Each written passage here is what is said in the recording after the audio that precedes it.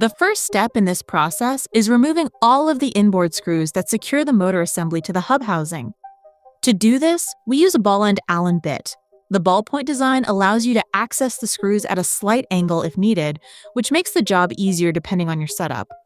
Loosen each screw evenly and remove them completely.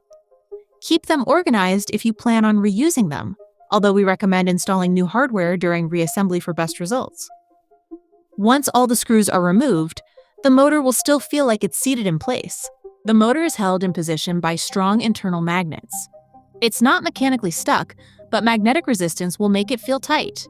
To remove it, apply steady, even pressure and push the motor assembly outward. You're essentially breaking the magnetic hold between the motor and the hub shell.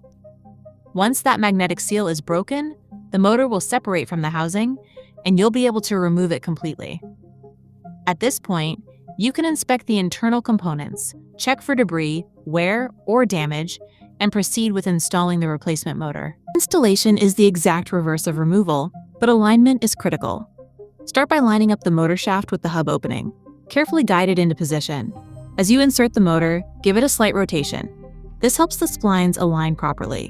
When the splines engage correctly, the motor will slide into place and sit completely flush with the hub housing.